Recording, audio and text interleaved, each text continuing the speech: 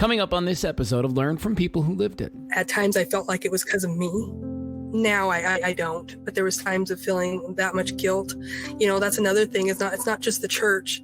It's your aunts and your uncles and your grandparents. And when you become pregnant at a young age as a teenager, it's like a disappointment. You know, and a lot of people voice it if you are close with your family, which I was. I had aunts, I had uncles, I had people, you ruined your life. What are you going to do now?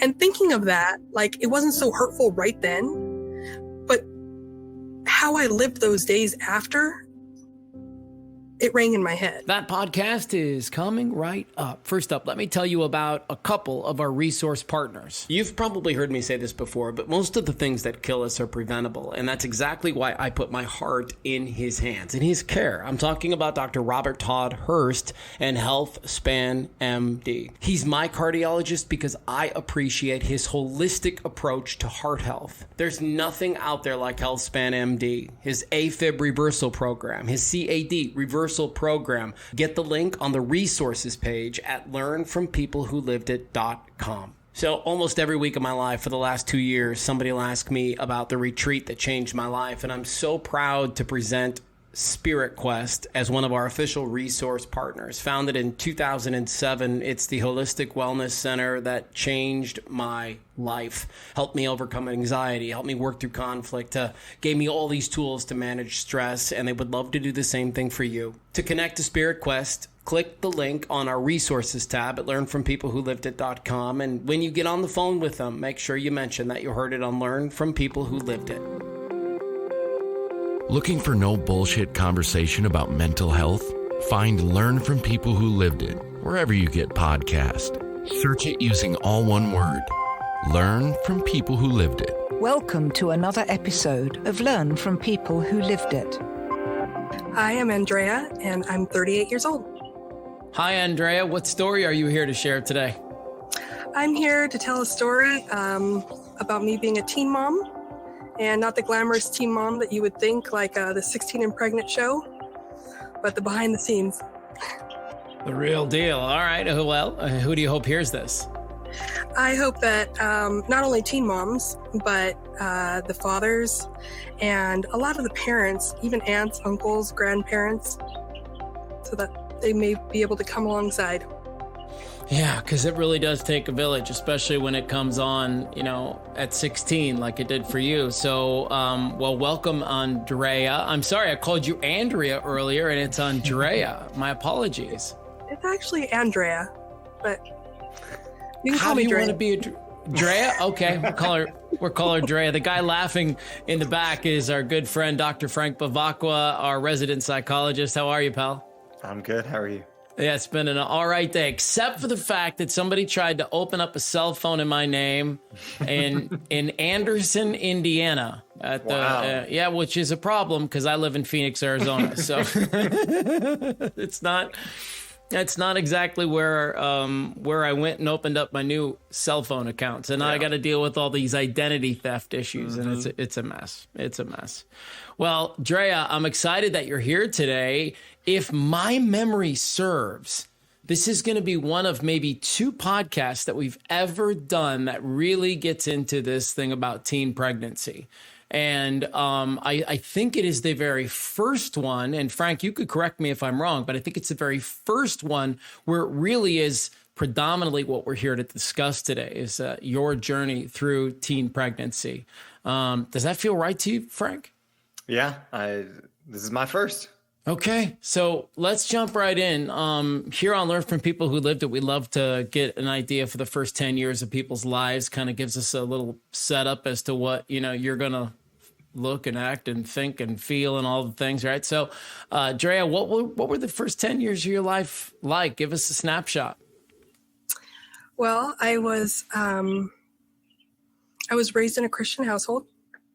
That goes for going to church Sunday morning, Sunday night, Wednesday night, youth groups. I was homeschooled. And so church was my thing, my outing, my time to get out, my time to socialize. So it was very important to me. That was from the age of around 4 and up. so from what I can remember on. And I have a brother and 2 sisters. My parents were married up until I was 19 years old. And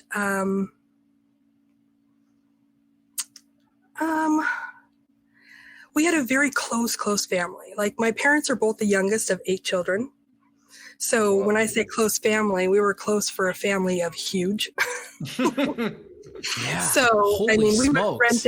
we would rent the church out for Christmas time just because we needed the entire sanctuary just to fill it up with all our family. So Whoa, it was that's incredible. Yeah, it was like that until I was about 15 when my grandparents passed away. And then it they were the glue. Let's just say they were the glue. Yeah, and that suck. That's the shittiest part of death is that sometimes the wrong person dies and the family just starts to dissolve a little bit and everybody starts to move in their own directions. Do you look back with like some fondness? So I guess my dog Millie's getting pretty excited. Do you look back with some fondness on your childhood overall? Oh yeah, I have zero complaints. I had a great household.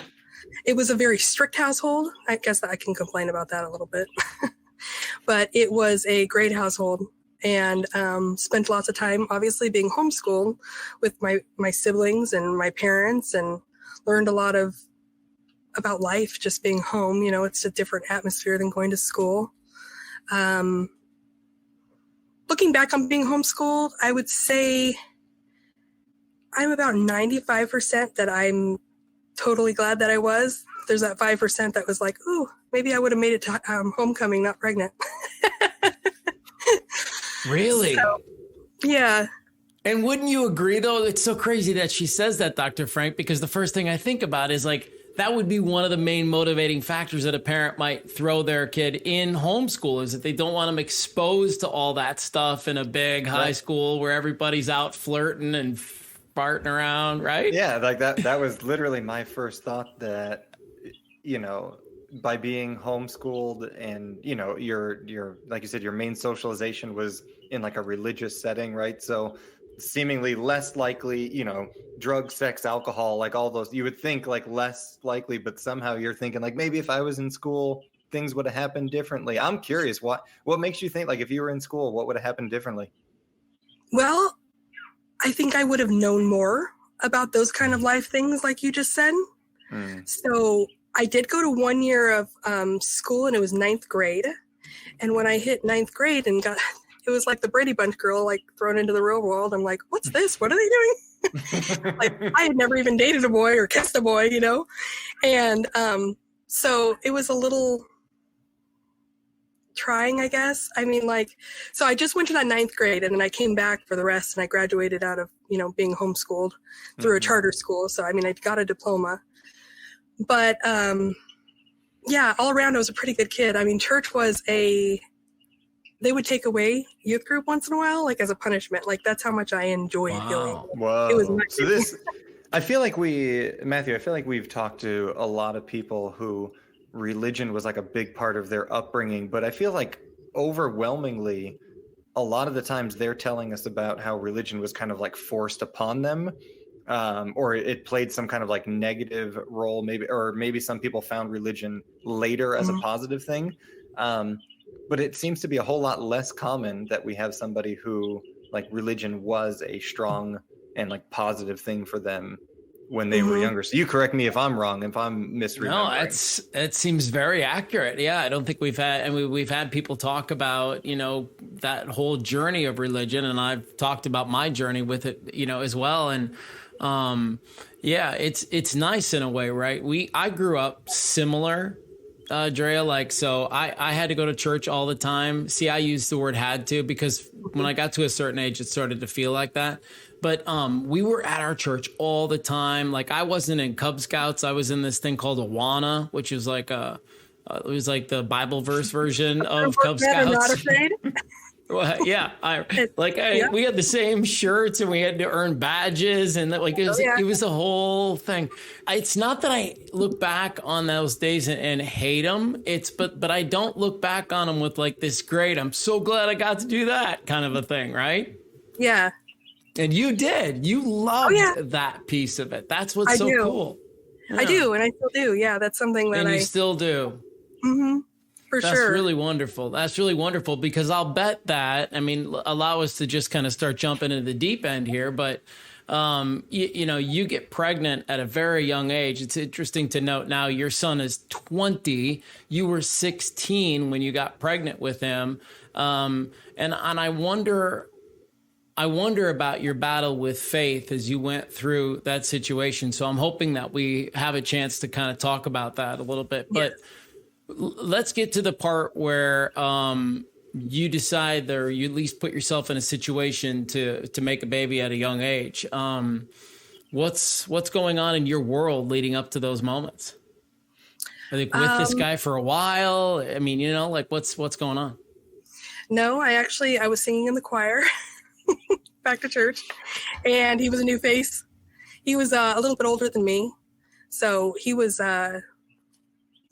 it's difficult to say, because I feel like, it's not like it's back then, like a long time ago, but dating someone a little bit older was different than now. Like, it's like really shunned, like, oh, they're a child, and I'm like, oh, okay. I know that, I mean, he wasn't. I didn't really look my age, I will say that.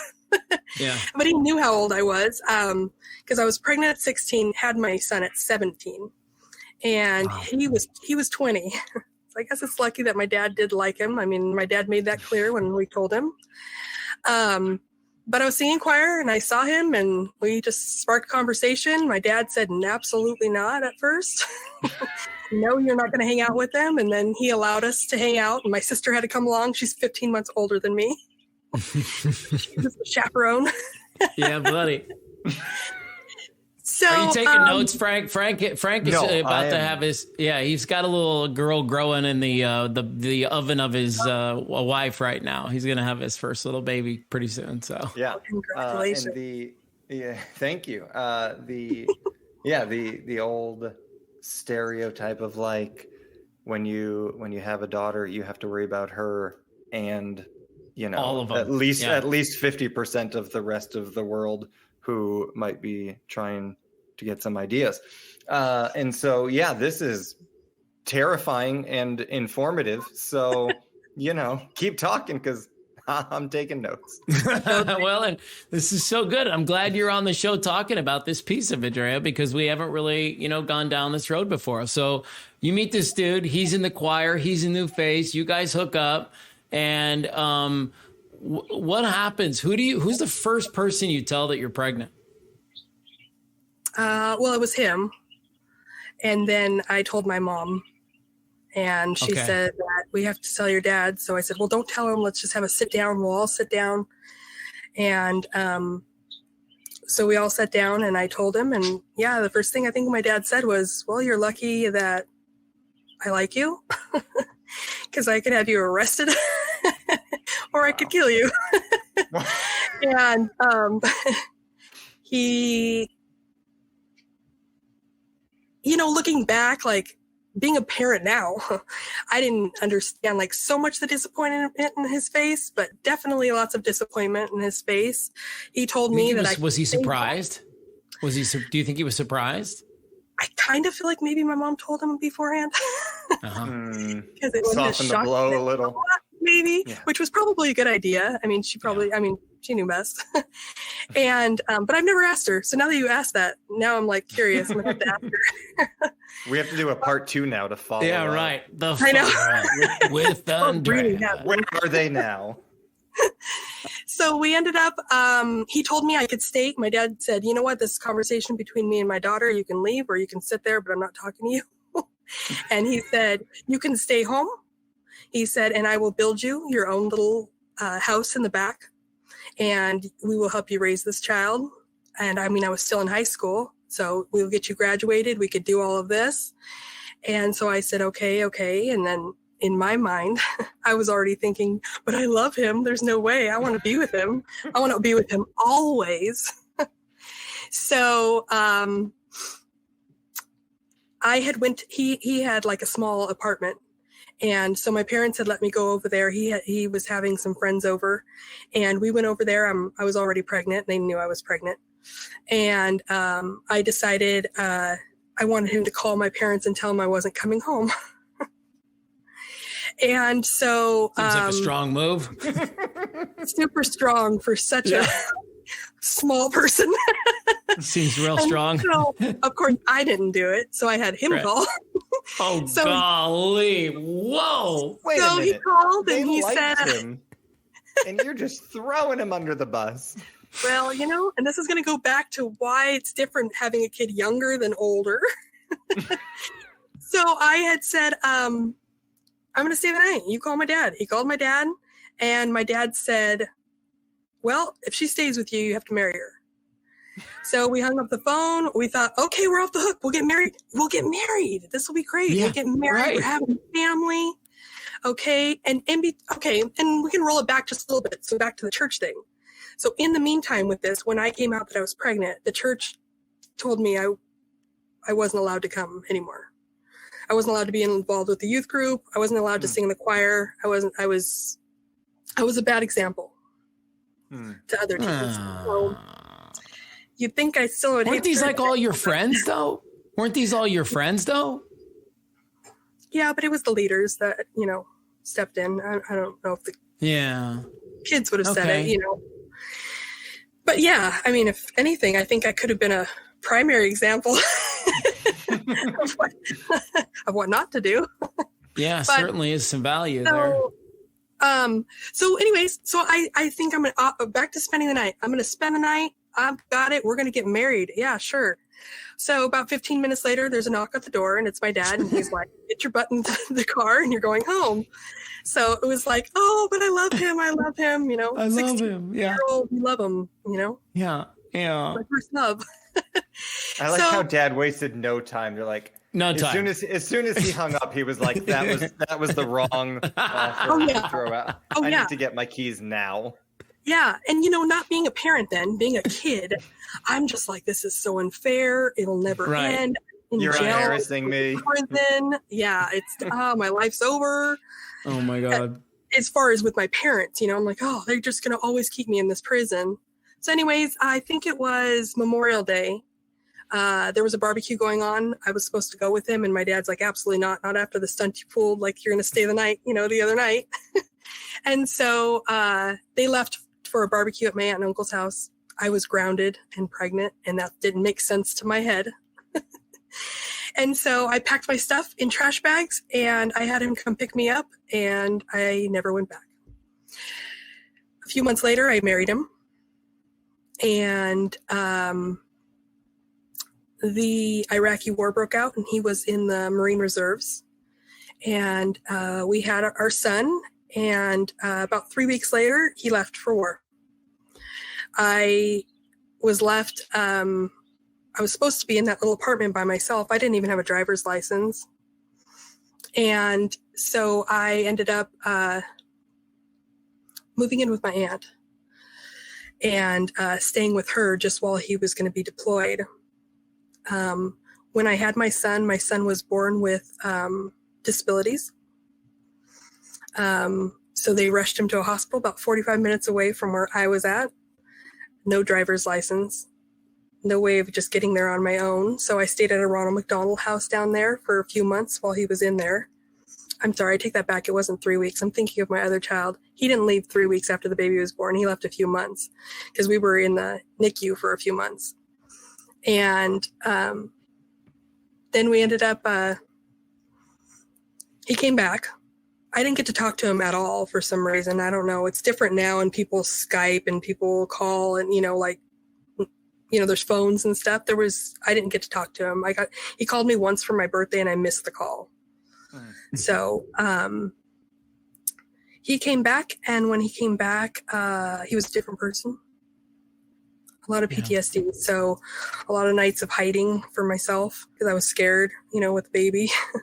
So we ended up going our own ways. And I got my own place, and I started renting a little house in downtown, and I started working 2 jobs. I'd work during the day, I worked at a hotel, and at night I cocktail waitress. I was not even 21, and I'm not sure if I was supposed to be cocktail waitressing, but they never asked my age, and they paid me under the table. So I was doing it.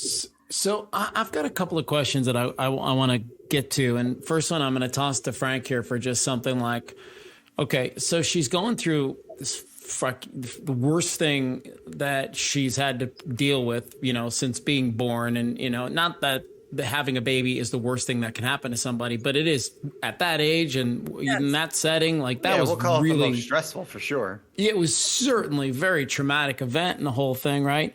And then everybody, like the support system that's there for her, they just jump ship. And so what's the danger in doing that to people? Because I think it still happens. I don't think it happens as much as it used to. And this is kind of where I'm hoping we have a little bit of a talk about church and their role and religion and some of that stuff. It's like, I think the stereotype is that church is going to shun people that get pregnant. And I think less and less of that is happening, but it's still happening. There's still places where, get themselves into your exact same situation and the congregation makes them feel awful for it. And so psychologically, Frank, what can happen to somebody when an organization like that kind of makes that statement?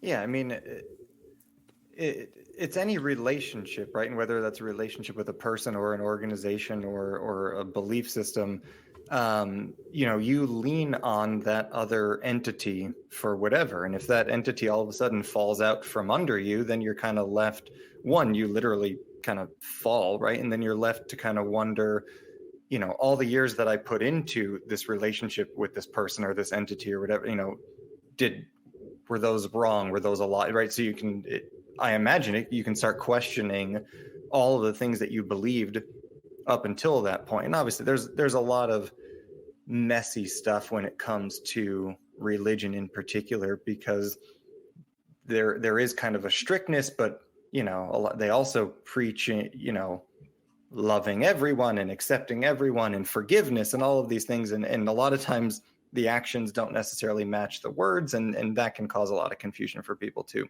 Mm-hmm. And I would think one of the things that, the other kind of question that I was going to ask you, Drea, was this whole time, it seems like your parents were supportive. And then, and was there any time where you were like, I'm just going to go back to my mom and dad's house?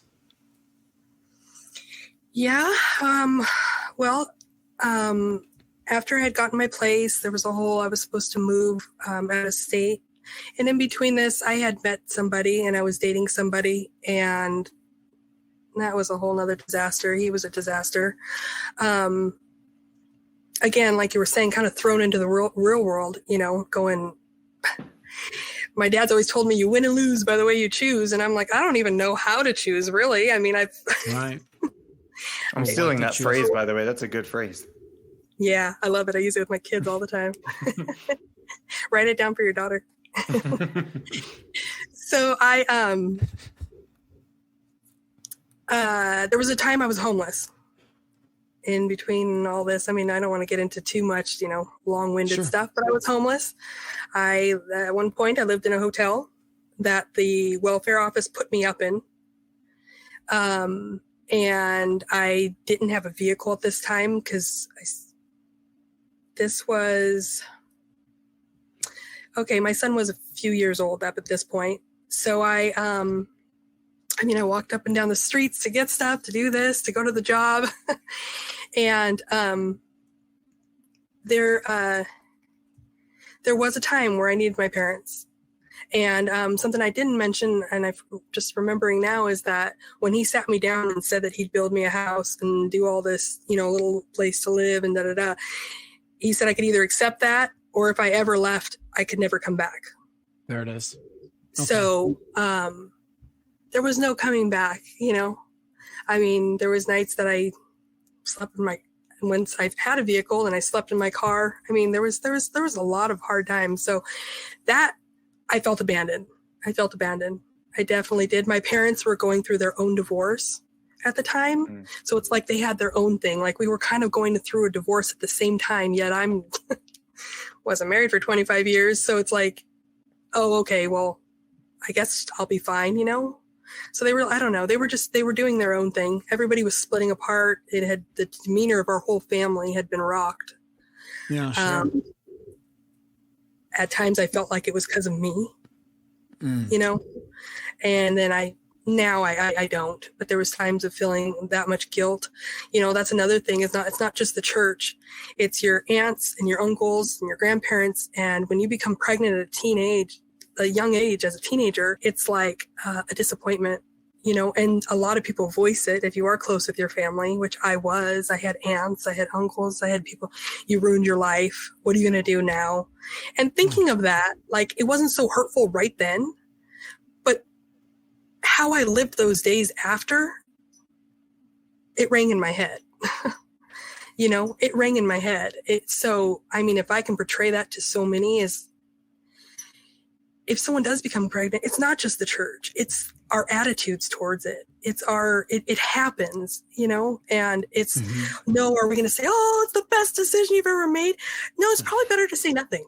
Listen, we got an opportunity to learn from people who lived it, right? You've been through this dance. Help us all understand how we could be better in that space. There's no right thing to say, but what would be a better thing to say? Good question. Oof.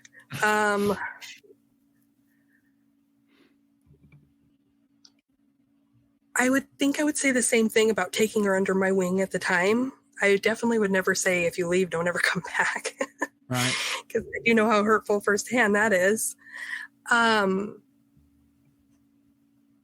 mean, it would be a shock at first, obviously. I definitely would I think it would be to say nothing at all would be best.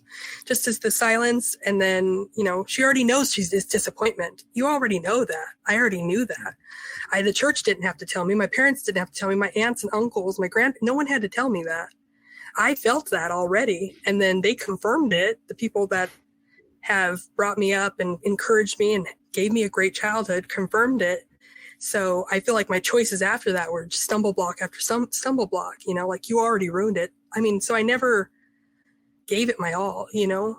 I have 3 children now, and my second one, I mean, I have a total of 4. So after my first, it was 10 years before I had one, which the average age of having a child in 2002 is 27. I was 17. So I was a little behind, to say the least. And I had my second one at 27. The difference with all that is like, well, I mean, there's a ton of difference. The joy, the excitement over it. Yeah. I mean, it was like a whole new ball game for me. I was like, oh, this is how it's supposed to feel. So I didn't know all those years I was living in this spiral of your disappointment until I got pregnant with my second son. And I thought, wow, people are supposed to be happy. You know, like, I got a whole different joy with it, that it was like, no one said they were disappointed in me. Everybody said, congratulations. And everybody said, when's the baby shower? You know? Can I ask a question that may be kind of difficult to jump into, but I'm compelled to ask it, which is, all of us, and we talk about a lot on this podcast, you know, when you experience some level of trauma, like like it or not, like, that gets permanently etched into your operating system. And then you got to make a choice to love it or leave it, right? Like, eventually that's what it comes down to. You eventually have to choose, right? So you have this narrative in your head, right? I'm a disappointment, which then, you know, like, takes a hit on your self-worth and value and all these things. And then, so I'm hoping that you will speak to somebody right now who's listening to our podcast, who's in your spiral, who's in the spiral, who's in this survival mode, as you kind of put it, right? And it just kind of starts to feel after a minute like, fuck, another thing? Like, what? Another thing? Like, so I want you to speak to them. And then I also want you to try to articulate how you were able to kind of slowly unwind yourself out of that situation, that sequence of thoughts. Okay. I mean, if I could give a piece of advice, would be to be present. Be present, because when you are in survival mode, there's a lot of times you're not present. You're there, but you're not present. And present means to drown out all noise and to focus, like, if you are a teen mom, on your baby, and drown out your own dialogue. Be there, be present, not just to oh, they're always with me, you know, oh, I'm going to always have a kid with me. Be present. The time does go by just as fast as when I had a baby at 27, and know that I mean, it sounds cliche. It gets better. I mean, I'm here. I'm a survivor of it. I survived all those days. And just to know your worth, that baby looks up to you. That baby, even though you're young and you might feel like you're a disappointment or you're, everybody's against you for this choice that you made, or the baby's going to love you. The baby's going to look up to you, and it's going to grow fast. I can't even believe my son is 20 years old. I mean, it's like, he'll be 21 actually in December. Frank always says, I remind myself I can do hard things. And I love that sentiment, Dr. Frank. And maybe you can speak from a psychological standpoint, like when you're working with people and they're having a really hard time unwinding that story, right? Like they just kind of keep getting stuck on it and they fall back in. How are you offering some assistance, right? Like what kinds of tools do you pass out in those cases? I mean, I don't know if this is exactly kind of what happened for Drea, but I mean, a lot of times people have developed good kind of thoughts, good constructs, good things in their life before this stressful event happened. And I think a lot of times it's not necessarily learning or becoming someone or something new. It's kind of getting back to who you were before. Dre, does that hit home at all for you? Was it more about kind of returning to who you were? That absolutely does. And, you know, in a sense, because returning to who I was a kid. Right. So, but in the sense of my upbringing and the foundation, and that's where I haven't, quote unquote, lost my faith. Because of that, I can turn back to that and I can still have that solidness of how I felt then, how it was for my life then. So definitely you hit that right on the head for sure. I think that's, it's not so much to change, you know, completely. It's to take it back. Yeah. Take it back. I mean, how many times do people say that? Like, oh, I just wish when I used to be this. I mean, whether it's the way you look, the way your weight is, the way your, you know, life is. Yeah, we can all, but to have like a sturdy foundation, that's why like I do still have my faith is because I know that it's the only, like for me, was the only thing that kept me solid when it was crumbling. I mean, there's times I hit rock bottom, but there was still some kind of hope for me. Yeah. In my mind. Like, Matthew, I mean, whether you realize it or not, there's a reason why, you know, you ask that 0 to 10-year-old question and we kind of start people off that way. It's like, because those are the first things that you learned, right? Those are the first truths, and I'm you know, air quotes for those who can't see them, but like the truths about the world, the things that you're told first and that you start to believe, the coping mechanisms that you learn first. And we've talked to plenty of people who like didn't get a lot of good stuff handed to them 0 to 10. And then we talk to some people who have some good stuff and then they encounter something really challenging later. And more or less the ones who are handed some good stuff 0 to 10 have some better things to fall back on later than those who, you know, really had to kind of figure stuff out brand new on their own way later. Yeah. And that brings me back to saying, be present with your child, even if you're a young mom, because you're building that foundation for your child right then, even though you're disappointed or you might be living in a shed or a hotel or you're still building that foundation for your child. So to be present, to fully be there, because that's going to be your child's foundation. And I wish I would have known that. I can't say that's what I did, but I wish I would have known that with my oldest son. I used to call him my backpack kid. He went everywhere I went. I was like, okay, let's go wherever we're going. But, you know, and even that, even if your life isn't stable in a living condition, know that you can be their stability. You are their stability. You are their rock. You are what their foundation is going to be when they look back, you know, and when they go through their rock bottoms, because they're going to probably at some time, hopefully not, but there's a lot of times they do. Yeah. Matthew, like how many times have we seen, and I mean, I know personally and professionally, I've seen like, you can grow up and you can live in the same house for 18 years, right? And some people would view living in the same house as some kind of stability. But if the people and the relationships in that person's life weren't stable, that means a whole lot less, right? If you can have a stable relationship, even if the scenery changes, that I think that's going to go a whole lot farther. Yeah. And what's clear to me, and you've done something that I had to kind of do the work on too, Andrea, which is pay attention to the message, not the messenger. And, I think when it comes to faith, that's a hurdle that a lot of people have to jump over. And I certainly had to come to grips with that, right? It was like, hold on a second. The message can still be very personal, which it should be, right? Your relationship to your creator, God, whatever people want to use, that's a really personal thing. And so that hopefully shouldn't be in jeopardy based on how some people act or react or words people use or say, right? And so you've leaned into the faith again, where many people, and you could understand why, would be so pissed off at religion for the rest of their lives and they would never be able to come back to it. How is your church community now different than it was like the last time you were punted from the situation?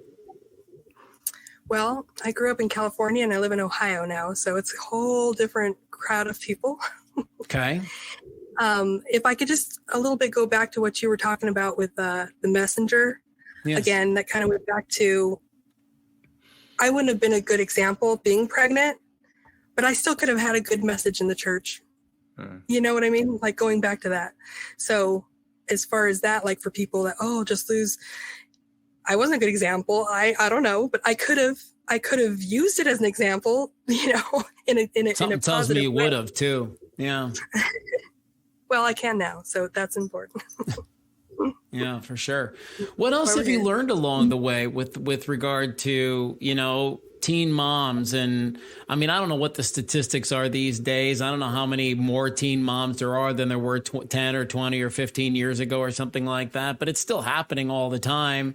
And so because you've been there, done that, do you think, okay, this is going to be a messy question, so forgive me. Is it purely lack of understanding how the human body works? Is it not fully understanding what's going to happen when you guys have sex? Is it not caring or being too scared to go get a condom? What do you think contributes to teenagers getting pregnant? I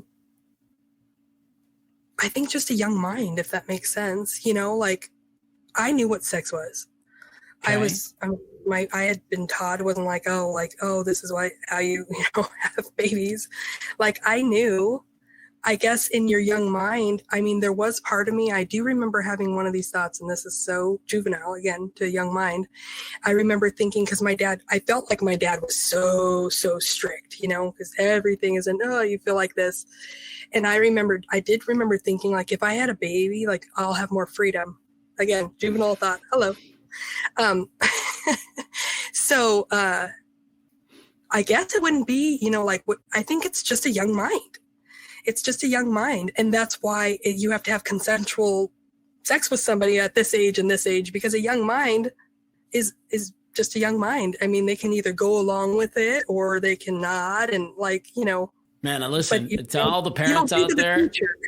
Yeah, I'm going to tell you right now, I am crystal freaking clear with my boys how it works. And Frank, I'm giving you this bit of advice for your daughter. I mean, I am nasty with my boys. I am like, there is pre-cum. There's a whole thing that happens before they freaking blow their load.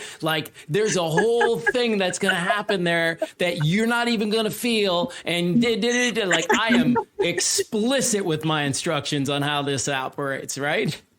And now that you have been, what if they came to you and said, and it was your son? I always wonder how it would be as a son, coming to you, your daughter. It's it's almost like it's your responsibility, because it's okay, your daughter could stay home with their kid. I mean, a son. Oh man, I'm such a dad. I'm such a dad that I want to be involved. Yeah. Yeah. Oh yeah. I could see that. I mean, but I was explained it. So I don't think it's just so much explaining it. I mean, I think I'd be willing to bet the majority of teens know what sex is when they get pregnant at 16, 15. I mean, and know that that's how you have a baby. You maybe don't think that's going to happen to you. I don't know. Were you having sex at 16, Frank? Was who? Were you having sex at 16? No, if you saw how I looked at 16, that wasn't happening for me. What do you mean? I was not popular with the ladies at 16. No, not. And I don't know, maybe there were opportunities that were there, but like somehow I was like the fear tactic worked on me, right? Like, if you do this, she gets pregnant, blah, blah, blah. And I'm like, oh, and like it totally worked on me. I was convinced, like, if we both had our pants off in the same room, she was going to be pregnant. And like, so that's how your sons are going to be, Matthew. Yeah. Right. For sure. And good for it. Right. Like whatever. It's all good. I know. Yeah, it is. All right. Listen, as we kind of start to wind down here a little bit, I know Frank's on a little bit of a schedule, but there's certainly lessons learned, right, along your journey. And there's stuff that we could all kind of take away from what you've had to endure and deal with and how you've come out the other side. And the word resilient just kind of keeps coming through to me. Like through it all, you've just you kept going, you kept grinding. And there's the part of your story I'll tell you that really blows my mind is that you get pregnant and then like this whole mess starts of like homelessness and, all of the moving around and sleeping in a car. And it's like, oh my God, she's got one of the hardest things on the world to deal with right now. And the universe is just making it worse. And yet you're still here. Like you're still ticking. You're still going. I don't know. Maybe I'm wrong about that. That's not all faith. What else is that? Well, I think I like your word, resilience. I lived a lot of those years, like I said, in survival mode. And now I have the life I always dreamed of, that I sat in when I slept in someone's shed. I dreamed of. I think that it was like resilience. I guess I could say that. I think that was a good word. I think you explained it well. Because I can't think of anything else. I guess willpower. I've always been pretty strong-minded, obviously. I mean, thought I was going to spend the night at boy's house and just call my dad. So I thought my opinions were very strong. So it can be a weakness and, a curse and a blessing. Yeah. So I got where I, needed to go. But what kept me going was my son. I mean, obviously, I thought I was doing the best I could. Was my best like what I think is best now? No, but that was my 17-year-old brain thinking that. Now age does come wisdom. I mean, if you are a teen mom out there, your parents are right about that. And I think my son. I mean, definitely my son was a good motivator for sure. I had someone that I couldn't let down. Like, like I had to try not to be that disappointment. Like I said, I didn't feel like so much of a disappointment then, but my actions spoke that was running in my head. And I only know that now, like it's the hindsight thing, like looking back and being like, wow, I really felt like, I was this big disappointment, but I just had to keep going. I had to. I don't know. Well, it is kind of like you jumped out of that airplane, which was your mom and dad's home, and there was no parachute. Like you had to make it. And, there's certainly some value in that kind of a lesson. Frank, I'll give you kind of the final word here and we might as well kind of stay on this resilience thing. You feel like that's something you can teach somebody? Is that just something that's innate? Is it learned? I mean, when it comes to resiliency, how can we be better about that? Because everybody talks about the soft generation and all that stuff. I mean, I hear about that crap all the time, and I just think, well, good. Finally, let's soften up a little bit, friend. But speak on resilience a little bit. I mean, I do think that there are some people who just kind of naturally have it a little more than others. I think we see certain people that we know, whether they're young or older, give up easily, not attempt hard things, or they attempt things and then once it gets hard, they stop and shift to something else. Not kind of understanding that really good stuff, really cool stuff happens on the other side of hard stuff, right?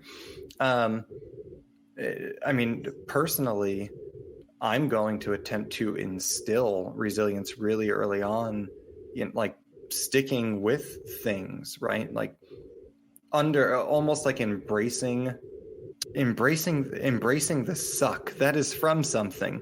Yes, I was going to say embracing the suck. Yeah, I don't know what it's from. I feel like it's from a movie. I don't know. It's going to drive me nuts. I'm going to Google that later. But like, the hard thing doesn't have to be this outside thing that we have to overcome. The hard thing can be the thing that we're present in right now, right? And we kind of embrace that, like, okay, this is what we're doing now. And so a lot of it comes down to mindset. How do you view this thing? Is it some outside thing that's preventing you from really where you want to be, or is it an opportunity to show your worth right now? Final question is, do you have a relationship with your parents still, or is that non-existent? Absolutely. Absolutely. And, and I can kind of thank them for making me fall all the way down, because I did learn resilience too through falling all the way down. And without them doing that, I would be at a different spot I am in life. And right now, I'm totally happy.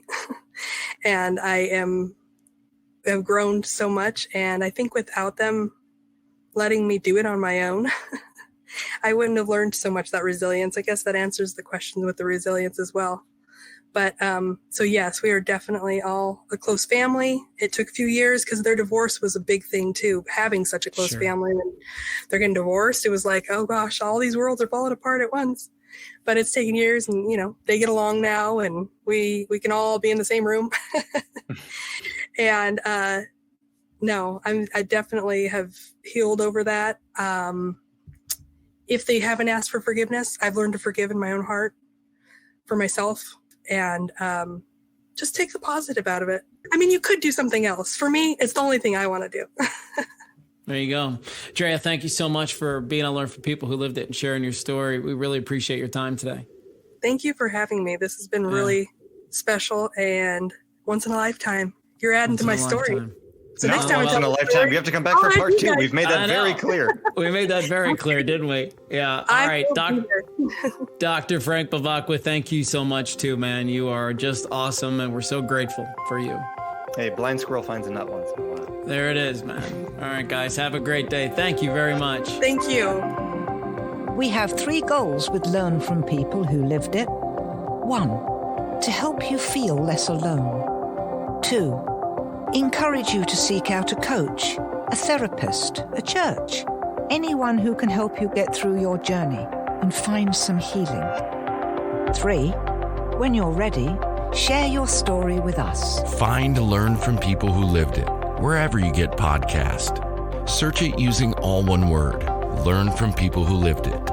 Another incredible resource partner is Eric's House, a community for healing after addiction, suicide, or sudden loss. It's peer support for healing broken hearts, and the people there are incredible. Link to their website on the resources tab at learnfrompeoplewholivedit.com.